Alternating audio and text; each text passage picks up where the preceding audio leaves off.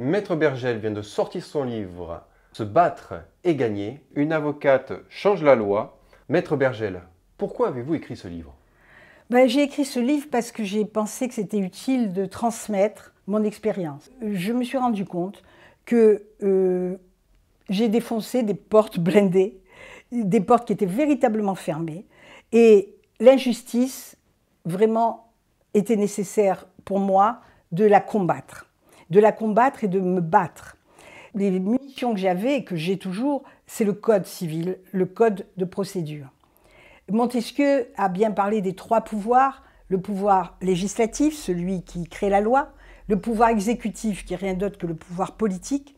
Et quand une personne se retrouve seule, par exemple, on va prendre un exemple de jeunes qui achètent un appartement et leur appartement qui était un rêve, devient un cauchemar, il est seul devant ce promoteur, c'est beaucoup de dossiers de ce type-là que j'avais plaidé au début, mais j'en ai plaidé d'autres, bien sûr, sous une autre forme, et je me suis rendu compte qu'il n'y avait pas d'autre solution que de les grouper. L'union fait la force. Et devant cette situation, j'ai créé, à la suite d'un fait de société tout simple, la moyen de rééquilibrer les forces.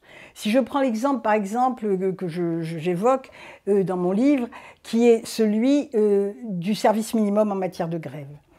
On vient à mon cabinet, une jeune femme collaboratrice, elle arrive tout le temps en retard, et elle me dit, vous vous rendez pas compte, c'était le début de la grève, vous vous rendez pas compte, on ne peut pas circuler dans Paris. Donc, moi, j'étais pas contente parce que c'était 9h en rentrée, puis elle venait depuis 3-4 jours à 9h30, 10h. Et j'ai eu le réflexe, j'aurais pu m'arrêter là, mais j'ai eu le réflexe de penser, il y a deux droits qui s'opposent, le droit de grève et le droit de continuité du service public. On va attaquer la RATP. Et c'est là, et je vous la fais courte, c'est là où on a fait une requête devant le Conseil d'État, et je me suis retrouvée seule avec elle au moment où on demandait. Elle m'a demandé, qu'est-ce qu'il faut demander? Je dis, demandez au moins le minimum, que les gens qui travaillent puissent aller à leur travail, parce que Paris était mobilisé. Et il n'y avait pas, la grève, c'était vraiment la grève, c'est-à-dire qu'il n'y avait plus du tout de RATP, de métro qui fonctionnait. Donc, j'ai mis en place cette requête, et le hasard a voulu, ce que je raconte, que je tombe sur une femme formidable, qui était la présidente des contribuables associés, et je l'ai motivée pour qu'elle accepte le principe que ses adhérents se joignent à cette action. Et c'est comme ça que je me suis retrouvée avec 1500 personnes devant le Conseil d'État. Et c'est là où on se rend compte qu'on équilibre les forces. Parce que vous avez des forces en présence énormes. La RATP, tout d'un coup, elle va attaquer la RATP, elle va attaquer le métro, elle va attaquer... Oui, c'est ce que j'ai fait, jeune avocate à l'époque.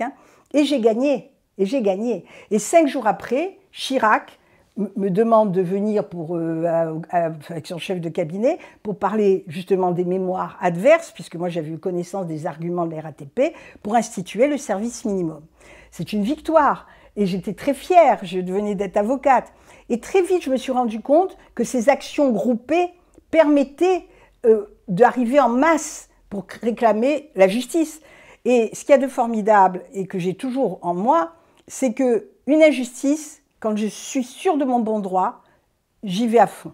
Et c'est cette force-là que je voudrais communiquer aux jeunes. Pas uniquement aux jeunes avocats, aux jeunes en général.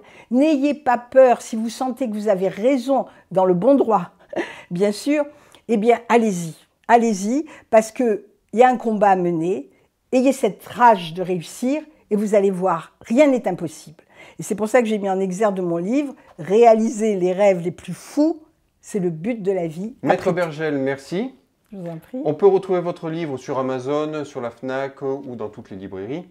Se battre et gagner, une avocate change la loi, aux éditions Augustin de Livois. Merci.